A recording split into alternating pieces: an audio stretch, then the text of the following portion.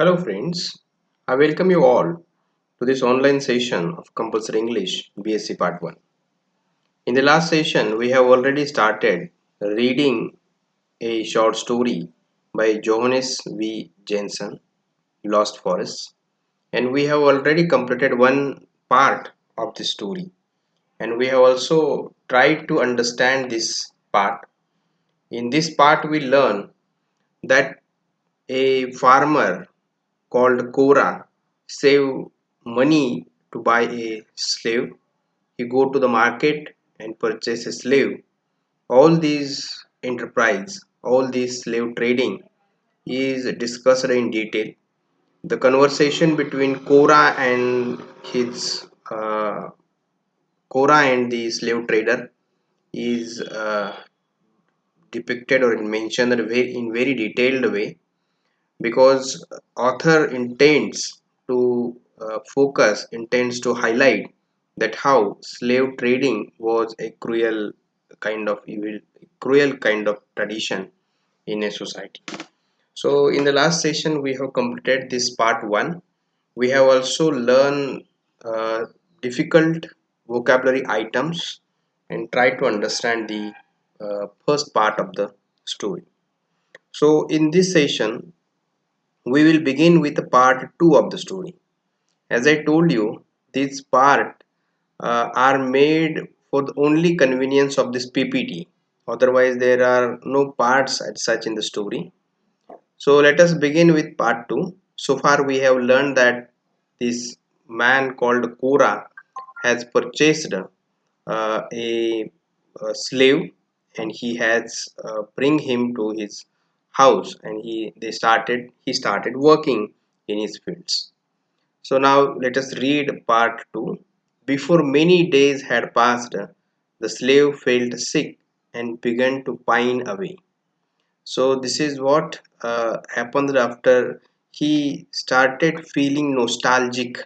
He started feeling longing for his homeland, for his forest, and as a result of that, he felt sick and began to pine away. See, what is the meaning of pine away? Pine away means long for something. Pine away means long for something. So he longed for his forest, and as a result of that, as he lost his motivation in life, he start feeling sick and began to pine away, longing for the homeland. Now that he was no longer in the market but had settled down permanently, he began to long for the forests whence he had come. So, being in the market, traded from the Africa, all these traumatic events in his life has ended. Though he has settled permanently in his master's house, then also he started he started longing for his homeland, for his forests. So for Cora, you can see it was an excellent sign. Cora knew the symptoms.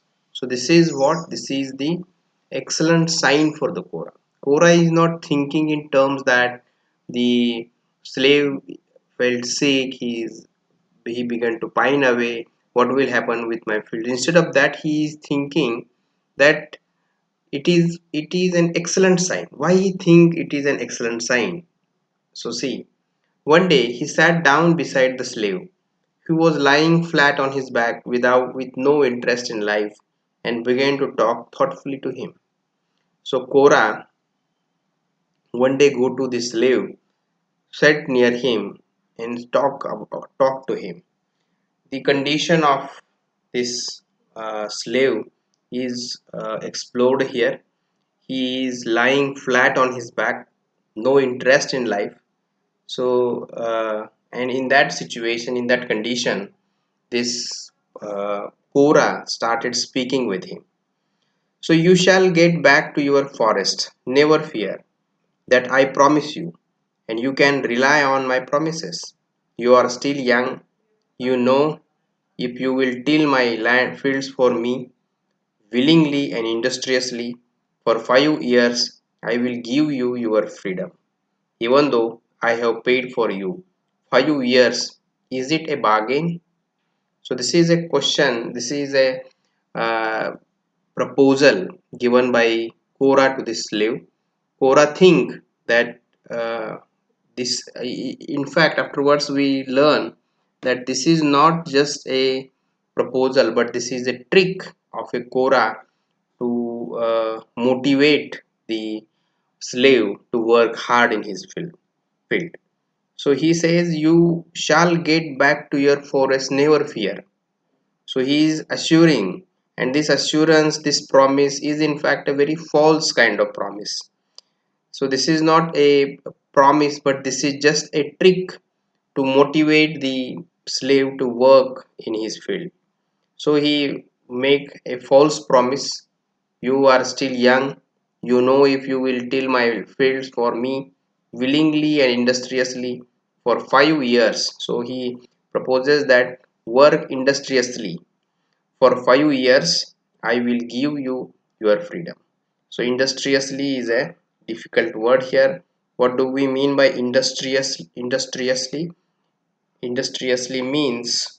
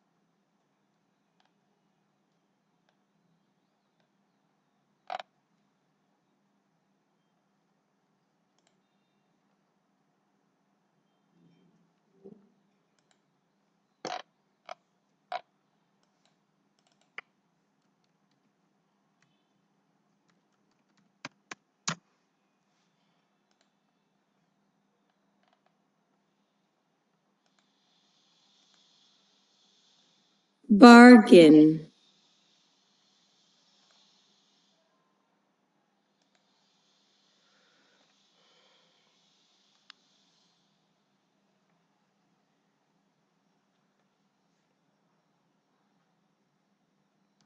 working, energetic, or this industriously is a adverb, which the noun of this is an industrious.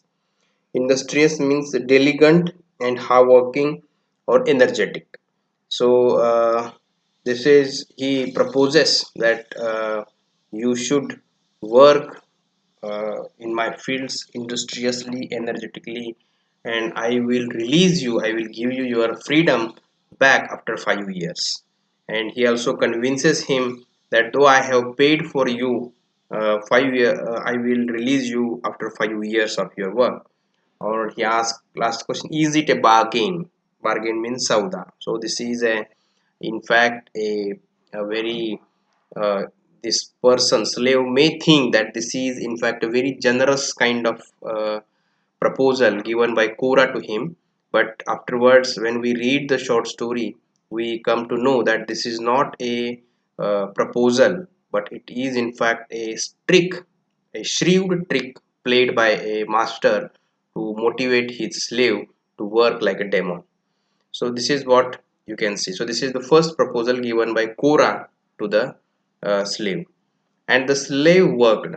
He took hold like a demon. It was a joy for Kora to sit on his doorway and watch those muscles knot and cure under the brown skin.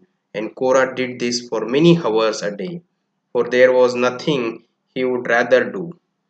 So this is what you can see, the trick played by Kora is you can see becomes a successful as the slave start working like a demon. He worked for many hours in his land. So you can see there are two difficult words. One is a demon and another is a cure. What do we mean by demon? Demon means in Marathi we call it as a rakshas, and cure means tremble or shake. So this muscle knots and cure under the brown skin. So this is tilling a land is in fact a very hard kind of work. So this man, as he is in a bargain with his master Kora, he start working very hard in his field. So we can understand that this is in fact a trick of master, and this trick uh, gets a very success as the slave start working very hard in his fields. So he began to realize that the body is a beautiful thing and a delight to the eye. So you can understand that when somebody is working for you, you feel joy as someone is working for you and you are at rest. So this is what you can see is in fact uh, a pleasure for the person who is a master and the slave who is working hard for him. So this is in fact also a beginning of a industrial era where the workers start working for the capitalist masters. So they work very hard, and what they gain against their hard work, they gain the wages. And what the capitalist master gain profit. So there is nothing to do, there is no connection between the worker and his product, but there is a connection between worker and the master and his profit. So this is what is the beginning of many evil things in the economy of Europe and afterwards even all other continents of the world. So this is what is happening in life of a slave.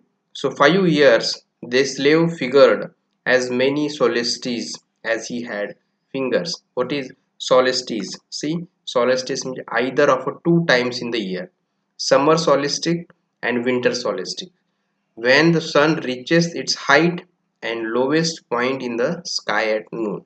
So this is in fact a ancient mechanism of a counting time.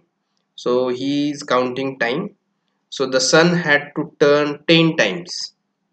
Every evening he watched the sun go down, and he kept track of the number of times with markers of stones and knolls. So as you see, this slave is not educated person. His time counting is in fact a very primitive one. So he is counting it with the stones and knolls and all these things. He is counting it with the sun. So when the sun had turned the first time, he counted on the thumb of his right hand. After the passage of another solstice, and it seemed an eternity, the index finger was free. So these two fingers he loved above the others, which still served to mark his bondage. So this is what you can see is the situation in his life. He is longing for every minute for his freedom. He wants to go free to his forest. So this is what he is longing for his homeland. So we cannot imagine such kind of situation because we haven't experienced the slavery in our India. It is, but this African American people have witnessed, have observed, have experienced such a kind of inhuman slavery in Europe and American settlements. They worked very hard like animals, but they were denied the basic amenities that were required to sustain a life as a human being. So as a result of that, afterwards when we think about or when we see the history of United States or history of the world, you can see that there is a huge revolution, uh, or the you can see the Harlem movement for, formed by these African Americans to against the racial discrimination and the slavery. So this is what you can see the evil kind of social tradition that were followed in America and all other European nations. So this is what the situation. The slave is counting his fingers to count the years, but you can understand that as he is uneducated, he time counting is also a very primitive method for him. So exactly he don't know how much time he is working there, but he go on working in the quest of freedom. So thus telling the days and marking the passage of time become the religion of the slave. His inner wealth, his spiritual treasure, which could take from him or dispute with him. So this is what you can see. It becomes marking the passage of time becomes in fact a religion of slave for him. The only thing, only motivation in his life is a freedom. So Kora in fact becomes a very successful master as he motivated his uh, motivated his slave to work hard in his field. So this is what you can see is the second part of this story. So you see the difficult words here: pin away, industriously, bargain, demon, cure, and solstice. I think all these words are not very difficult to understand. All these words are very simple. The only thing is that you should read it in a proper context. Without understanding in a proper context, we cannot understand the words. As I told you while discussing the communication skills, that there is no absolute meaning of a word, or there is no concept of a dictionary meaning of the word, though we go to the dictionary and browse for the meaning, but the meaning uh, of the text, meaning of the word is always rely on the context. Therefore we should read it in the context. So after now we will read it once more without any illustration. So let us start. Before many days had passed, the slave felt sick and began to pine away.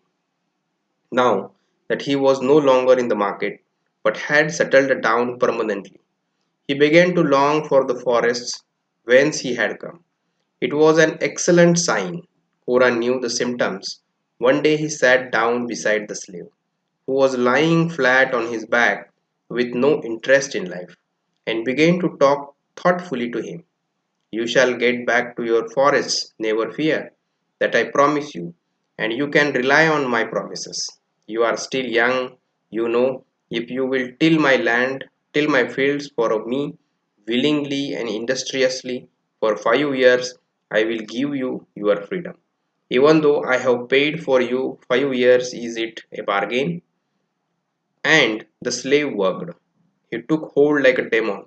It was a joy for Cora to sit on his doorway and watch those muscles knot and cure under the brown skin. And Cora did this for many hours a day. For there was nothing he would rather do. He began to realize that the body is a beautiful thing and a delight to the eye. 5 years, the slave figured, as many solstices as he had fingers. The sun had to turn 10 times. Every evening he watched the sun go down, and he kept track of the number of times with markers of stones and notes. When the sun had turned the first time, he counted on the thumb of his right hand. After the passage of another solstice, and it seemed an eternity, the index finger was free. These two fingers he loved above the others, which still served to mark his bondage. Thus tailing the days and marking the passage of time become the religion on the slave. His inner wealth, his spiritual treasure, which could take from him or dispute with